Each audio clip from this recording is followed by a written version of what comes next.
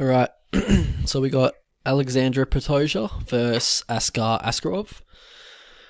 Good fight in the flyweight division. Hopefully these guys stick around. I really enjoy flyweight fights. They seem to be bringing it a lot lately, and these guys are definitely going to bring it. Both these guys will engage in a fan friendly fight. Pantoja, known to brawl. Askarov has it in him to brawl. Will exchange in the pocket. Probably say that kind of fight would favor Pantoja, just because his chin is just rock solid. But we'll break these guys down. So we'll break down Askar first. Askarov. So he probably prefers southpaw, I would say. Starts most of his fights in southpaw, but he can strike in either stance. He does have a few deficiencies in his striking, in his striking game. So his hands will drop after he throws like a jab, and even sometimes with the straight left, he'll drop the hands so they won't return back to the chin. And usually he does use his upper body and head movement to avoid strikes, doesn't actually get the hands up very often. That could be dangerous against Pantoja, who is known to follow up with a straight two after he throws a straight two. And Pantoja, the way he steps in, he'll step in with a 1-2.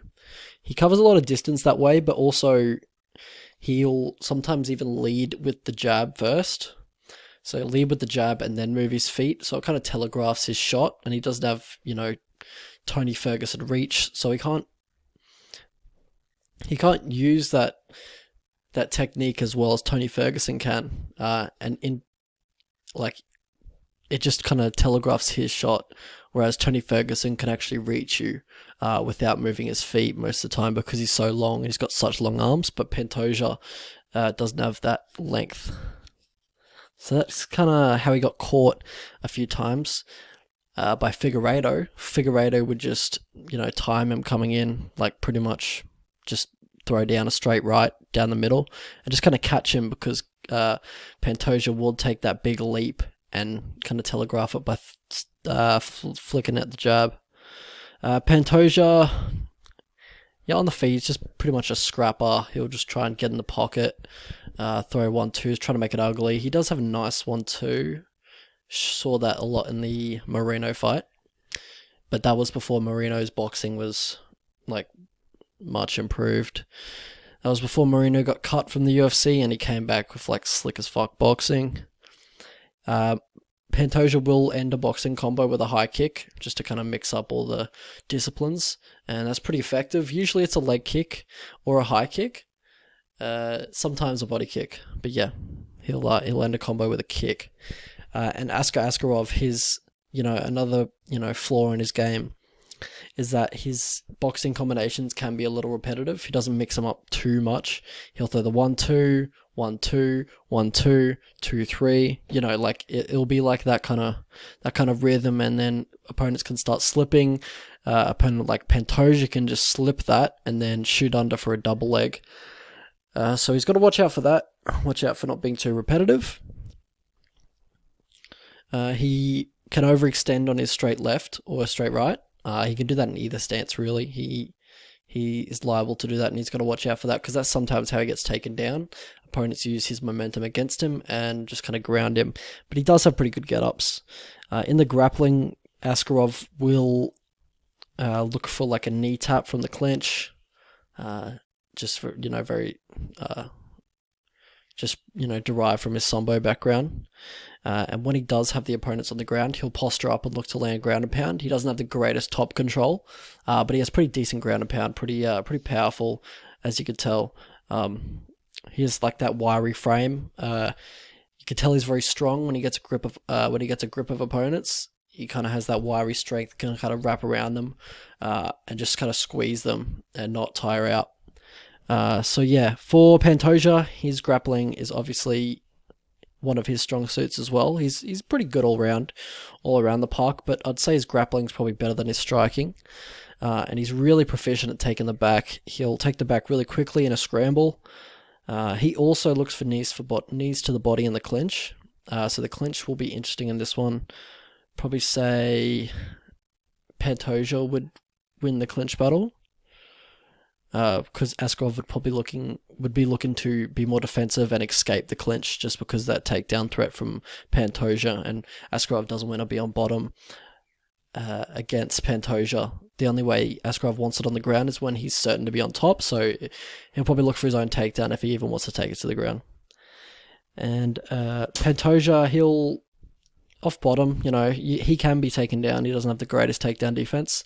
When he is on bottom, he'll just kind of shrimp out, re-guard, get the feet on the hips, and just push off, just explode out. And it seems to work like 99% of the time.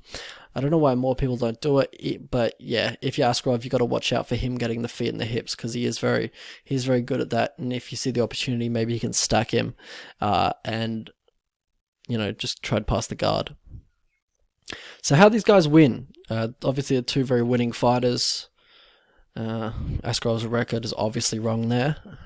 The same guy who's put Amanda Hebas's record on the big screen on the pay-per-view has obviously done this. Has done a similar job here. He's 10-1, I believe. 10-0-1. So he's got 1 draw, 10 wins. And he wins by... He has pretty decent fundamental boxing. He's got fast hands, even for a flyweight. He's got, that wiry strength we talked about before. And actually on bottom, he's very active. He'll throw up submissions. He'll throw frame-off elbows, slashing elbows from bottom. He's very active. It's probably not where he wants to be in this fight, just because Pantoja could control him. But he is very active, but that also gives a lot of opportunities for Pantoja to pass the guard, because he's being a little too over-aggressive. And when Askar gets the back, he's actually pretty decent as well. And we have seen Pantoja be controlled by the back as well. So it could be interesting on the ground. Depends who's on top, I think, will be winning the fight. But Askarov he's pretty live on the ground. Like he's very active off bottom. And for Pantoja, he's pretty comfortable wherever the fight goes. He's a legit BJJ black belt. He's got a really strong chin, granite chin. And he's very good at taking the back. So how these guys lose? For Pantoja, we'll go first. So as we talked about before, his boxing combos can be telegraphed. That's how he got caught a lot of times in the Figueiredo fight. And also when he gets in those brawls, he gets in pretty close fights. So it's not like he's not a huge... he doesn't differentiate himself very much when he gets into those brawls. He kind of just trades 1-for-1. That's evident in the Siri fight, the Schnell fight. Schnell was rocking him a few times before Schnell eventually went down, which was pretty inevitable in my opinion. But in the Fig fight, he obviously lost that one, but it was fairly close. Well, it wasn't close, but it was he was never out of the fight. But that's just the one person who's outbrawled him, and that's probably the one person who could outbrawl him in the flyweight division. And even the Moreno fight was pretty competitive. And for Askarov, how he loses, we've already talked about it before. Pretty much, his boxing or his stand up does have a few holes in it. So obviously he's fairly hittable, as we said before. He doesn't bring the hands up very often. And his head movement isn't the best for evading strikes. On his back, he can be a little too comfortable. Obviously, judges don't score that very, very fondly anymore, unless you're doing serious damage off bottom. Also, he's prone to leg kicks, just that boxing stance that he takes, and obviously he's heavy on the lead leg. So path to victory for these guys, for Askarov, don't get dragged into a brawl. He has the better chin, and probably power's equal, but he definitely has the better chin. Try what Figueiredo did, crack him with the 2 once he tries to close distance. Obviously, we'll be able to tell when he's trying to close distance because it's very telegraphed. Snap the jab off, just kind of stick and move, stay at distance, stick, and then when he tries to enter really aggressively, you stick him with the 2, you crack him down. If he wants to get in the grappling exchange, try and get the wrestling ride. This is if Askarov wants to get in the wrestling exchanges. Try and get the wrestling ride, like back control, Maybe try and take the back. Watch out for the Grammy roll. Yeah, probably what I'd recommend is just taking the back and the wrestling ride. Sorry, not taking the back, but just get the wrestling ride. Just try and mat return. Because Pantoja doesn't fight hands extremely well in that position, as we saw in the Dustin Ortiz fight. And the Ogi Kubo fight on The Ultimate Fighter. But, that was quite a while ago. These fights were about 4 years ago. It's probably improved on that, but it was still a hole that I found in Pantoja's game, and there wasn't many, so I had to nitpick. Path to victory for Pantoja. So top control, try and, get some ground and pound off, just defending Askarov's sub attempts, because he'll be throwing a few up.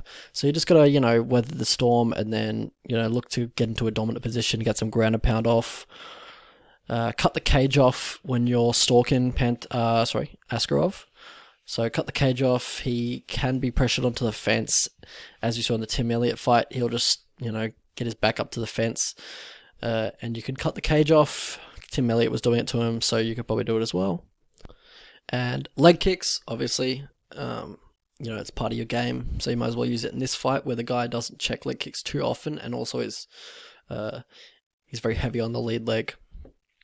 Forward pressure, keep it in his face at all times.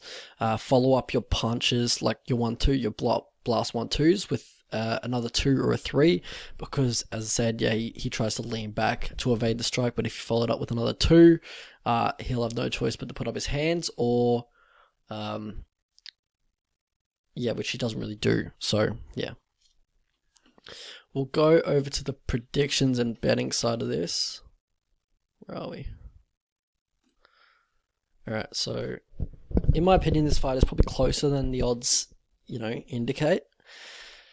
So they got Askarov at 270, Pantoja at $1.50. So for my American friends, plus 170 for Askarov and minus 200 for Pantoja. I think that's a little too steep because Pantoja's going to try and make it ugly on the feet. Probably he can't win a technical striking match, I would say, with Askarov. And every time he gets into one of those fights, it's sort of a coin flip. Well, it isn't a coin flip, but it's a very close fight. And I'd say if he tries to exchange with Askarov and Askarov gets drawn into a brawl as well, I'd say it's 50-50. That if the fight goes that way. If Askarov stays long with the stiff jab and then looks for the 2 when Pantoja's closing the distance, I'd probably say Askarov's a favorite on the feet if he comes in with the right game plan.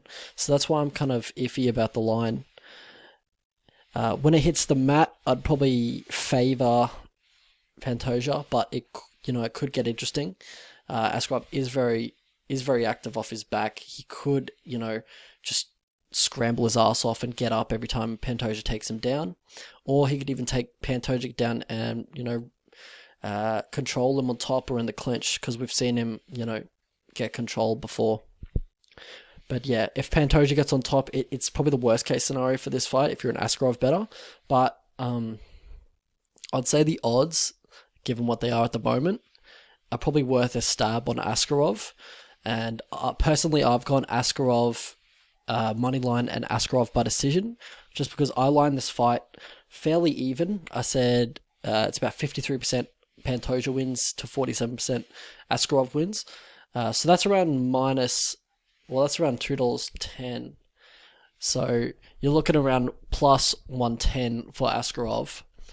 And, I'm not going to do the maths for the favorite, but that's around plus 110 for Askarov. And I think we're getting value at plus 170 at the moment, to be honest, guys. So I've gone 1 unit on Askarov since, just based on the odds that they're giving us. I think the fight's fairly even. I think he could win, definitely. And that's why I'm taking a stab at plus 170. And I've also put half a unit on Askarov by decision.